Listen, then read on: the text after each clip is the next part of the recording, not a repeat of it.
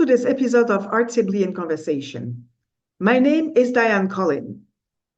This series presents artists, academics, and project leaders who dedicate their time and energy to a better accessibility for people with disabilities in the arts. You can find more of these conversations on our website, artsably.com, which is spelled ArtsAbly.com.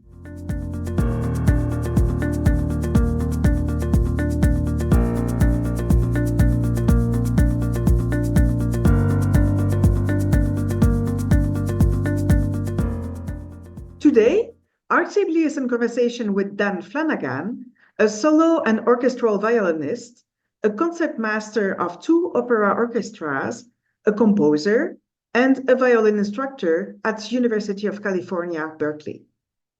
You can find the resources mentioned by Dan Flanagan during this episode on ArtsAbly's website in the blog section.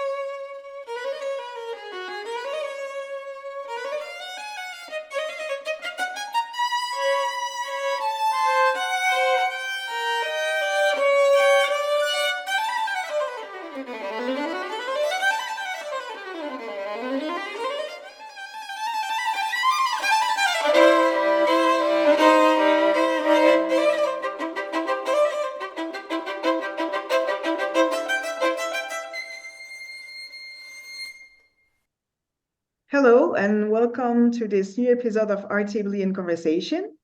Today, I am with Dan Flanagan, who is a solo and orchestral violinist, a concertmaster of 2 opera orchestras, a composer, and a violin instructor at University of California, Berkeley. Welcome, Dan. Thank you. I have read your impressive biography on your website. You've done a lot of things, and you're doing a lot of things right now also. And I would be interested in who you are, a little bit of presentation of yourself. Sure. Well, I'm from New Jersey. I am 46 years old. I've been playing the violin since I was 4, and I suppose you could say it's been my whole life. Um, I've been playing in orchestras since I was 8 years old. I knew that's what I was going to do when I was about 10. I went to college in Cleveland, went to grad school in Oregon, and I've been living in California for about 20 years.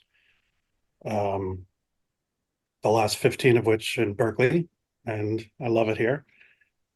Um, I play a lot of concerts, tons and tons of concerts. I've been composing a lot lately. I've been commissioning a lot of new music. And so right now, California, and you are involved in a lot of different orchestras and ensembles. You're also a chamber musician. Yes, I play concertmaster of the Sacramento Philharmonic and Opera and concertmaster of the West Edge Opera, which is a summer festival here in the East Bay of San Francisco.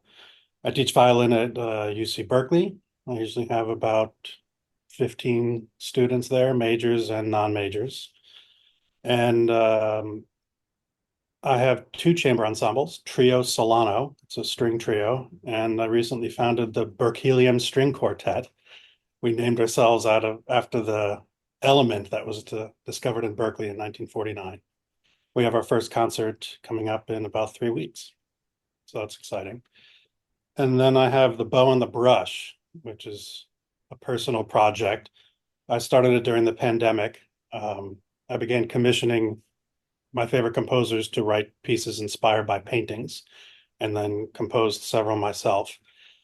And it kind of just got big. We have 36 pieces, um, 11 of which I composed, and I released a solo album a year and a half ago of 14 of the solo pieces. And I've been touring around wherever I can get it booked. I did a Carnegie Hall recital this past March, which is a really big deal for me. I performed it at libraries and universities and art museums and new music series all across the United States, France, Italy. I was just at the American Library of Paris and University of Rome, and yeah, it's been wonderful.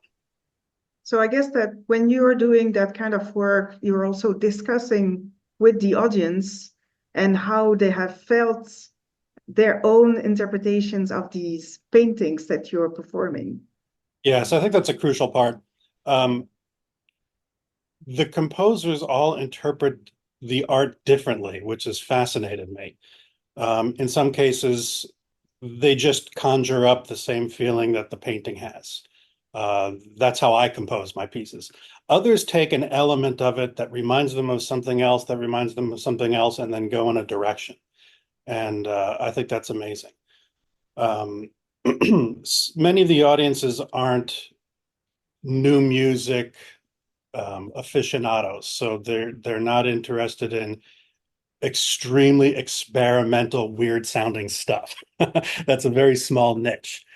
And they all tell me that when I explain who the artist was and how the composer interpreted that into their music, it makes them enjoy the piece far more than they would have without the explanation. So it's become quite a bit of a lecture. Um, and it's a lot of fun. I'm presenting it at the American String Teachers Association conference in March, where it will be far more talking than playing. And I'll be addressing string teachers from across the country and talking about the different pieces and how they can utilize it in their teaching and performing. So for those of you who are listening to the podcast in an audio form, I can see behind Dan a lot of different paintings. And so what are these paintings? Can you talk a little bit about these paintings? Are some of them part of your work of putting paintings into music? Yes. Um, I've been obsessed with the visual arts as well as music for my whole life. And I have paintings all around my little apartment. Some of them are brand new paintings by San Francisco Bay Area artists, and others are 19th century French paintings. That's one of my my favorite things. And none of them are artists that you've heard of because, I'm a normal person and I can't afford those. But a lot of the people who are in the French Impressionist exhibits but didn't get famous. And that's just fascinating to me. So there are several paintings in this room right here. For example, there's a portrait to my left that you can't see of me, painted by my friend Paul Gibson. He's a San Francisco artist. And it depicts me as an obsessed violinist, and you see violins swirling around my head. And a local composer, Shinji Eshima, chose that as his inspiration. And he made the piece about my collection of art and put together a collection of violinistic techniques.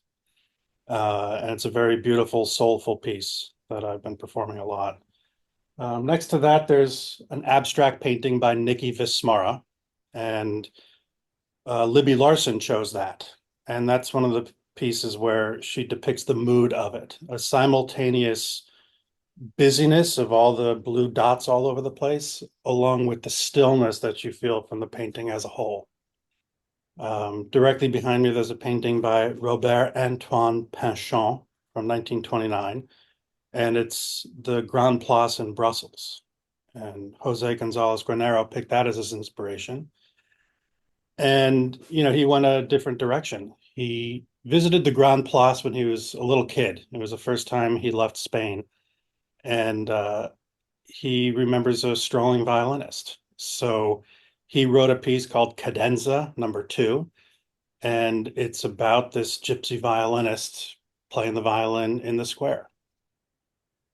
And the Bow and the Brush has expanded beyond paintings that I have in my living room. There are paintings inspired by Monet and Dali and Georgia O'Keeffe and people like that. It started with what's in my living room because of the pandemic shutdown. And in 2020, I was just recording pieces to put on YouTube. I see. On your website, it's written that you are a violinist, a composer, an educator, and a collector. So now the collector, I see it takes a lot of sense for me, but it's not your only collection, right? I saw something about something that was featured in a documentary. Um, I'm also just obsessed with dead violinists. Um, I love the whole trajectory of violin history and all music history, really, but particularly violin. And I collect concert programs from the past. I have several scrapbooks filled with them and some autographed photos. And I do presentations here and there at colleges, and several of them were featured in a documentary for Czech television on the Czech Violin School. And that was a great honor and a lot of fun. So another room over there is filled with the autographed photos of violinists from the past. Many who are still well known by violinists and many who are completely forgotten, like Camilla Urso and Ernst, Vinyowski, Joachim. For those of you who are violinists, you probably know those names.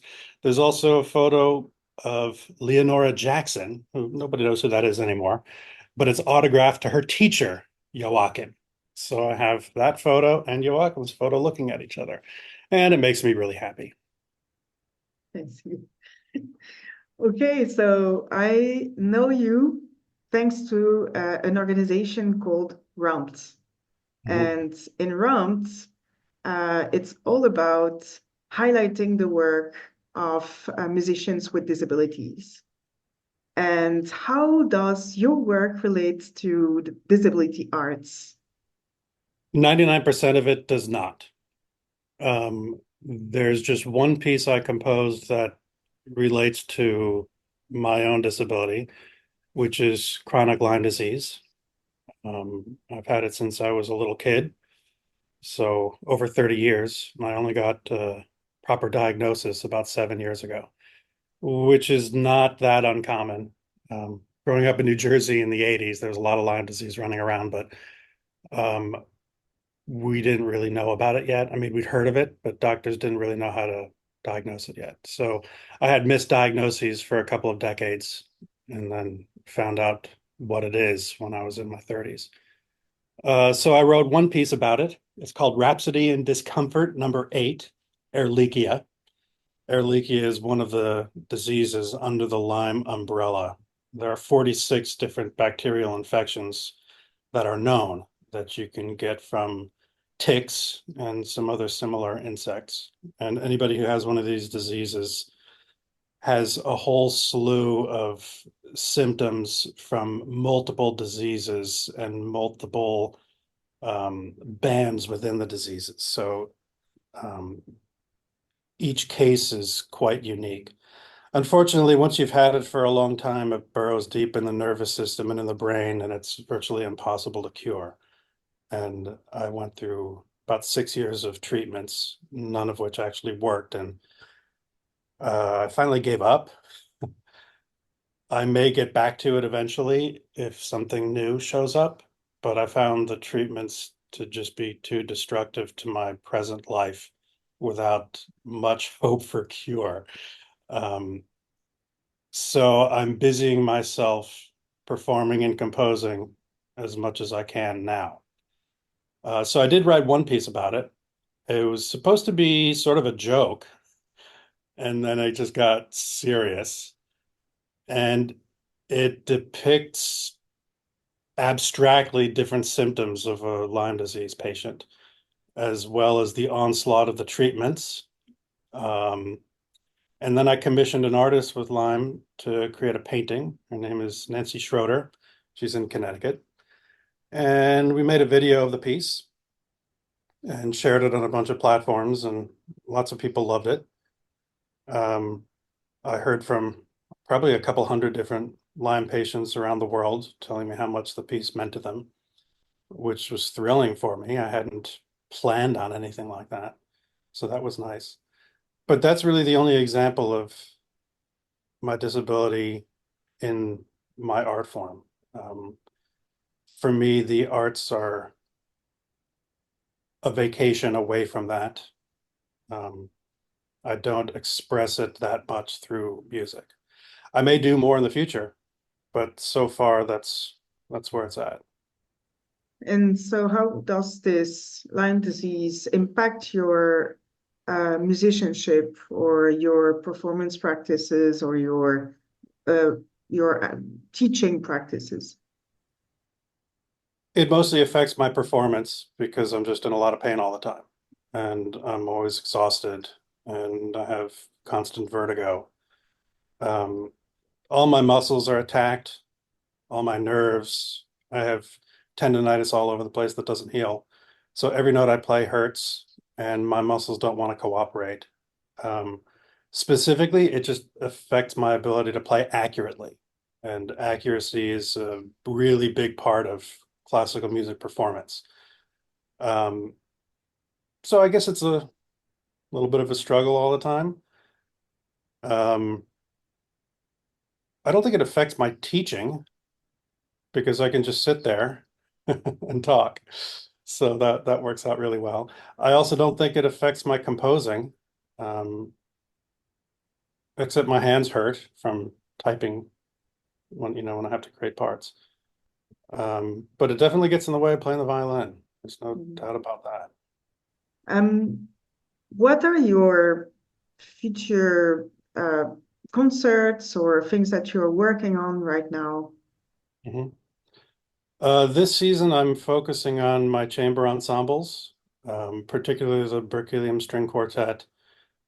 The past 3 years has been all about new music that I commissioned and composed for the bow and the brush.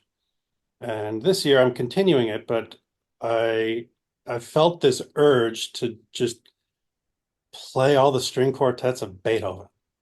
So I put together a quartet of a couple close friends who live nearby. That's important when you've got a chamber ensemble. If there's a big commute to get to the rehearsals, it's more difficult. And around California, we've got a lot of traffic. So we have concerts this season where we're playing several Beethoven quartets, a few Mozart quartets, a few Schubert quartets, and I'm sneaking in one or two pieces that I wrote. But that's really what I'm into right now. I have a lifelong love for Beethoven and for Brahms and well, for Mozart and Mendelssohn and Bach and Mahler and Wagner and it goes on and on and on. But Beethoven wrote these 16 quartets, and I've only performed a few of them in my life, and I want to play the rest of them. I thought about naming the group the Bucket List Quartet, um, because for me, it's really just about playing the rest of the great repertoire while we're still here. But we decided to go with Berkelium instead. So that's my focus right now. I'm practicing Mozart's quartet, the Spring Quartet, and Beethoven's Serioso Quartet. We're going to play it in a lovely Maybach mansion in a few weeks. So this week, that's what I'm doing. I'm also playing Tristan und Isolde by Wagner at San Francisco Opera. We just had our dress rehearsal yesterday. Open night is Saturday, and that's going to go on for the rest of the month. And then we're playing Marriage of Figaro in Sacramento Opera. So that's what's going on right now. From Beethoven to Figaro. Yeah, Beethoven, Figaro. Yeah, it's all wonderful stuff. For the rest of the season, I'm in the process of recording volume 2 of The Bow on the Brush. I've recorded several pieces. Actually, my trio about Erlichia, Rhapsody in Discomfort number 8, that'll be included on it, as well as a piece that was just composed by Cindy Cox, a Berkeley composer, also for trio, and a piece that's being written right now by Ursula Kwong Brown, a Los Angeles composer, and that's for violin and piano. So I'm recording these pieces this season, and hopefully that album will be released in 2025. Where can we follow all that? On your website? Definitely on the website. It's on social media.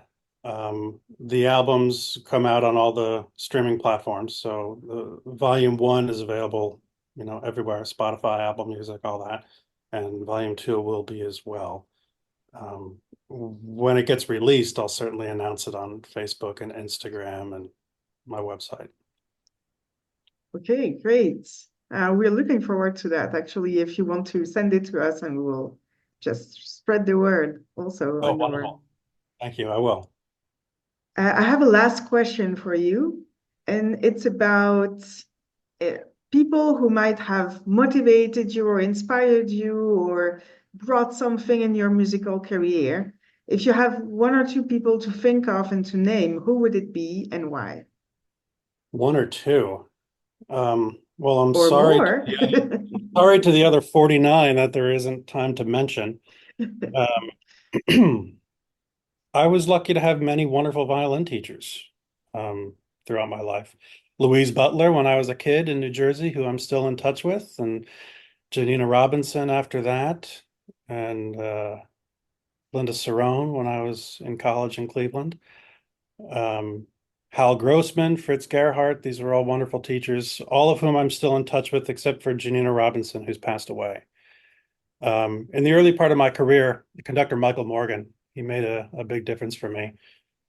He's now deceased, but I was his concertmaster in Sacramento for many, many years, and he did a lot to help me. But when he died, I learned that he did a lot to help a lot of people. It wasn't just me. Everybody came out of the woodwork talking about how important he was to them. Currently, there are two people at UC Berkeley that are a big influence on me. One of them is Cindy Cox. She just retired as professor of music, and I've been studying composition with her. And David Milnes, he's my boss, and he directs the orchestra and instrumental music. And he creates a lot of opportunities for all of our students and for the faculty. We play a lot of new music together, and I'd say those are the two big influences on me right now. Well, thank you so much for your time with us today. And we will publish some of the resources that you mentioned on ArtsAbly's website. Right. And yeah, when with the interview very soon. Thank you so much. Well, thank you. Have a great day and talk soon. Thank you. You too.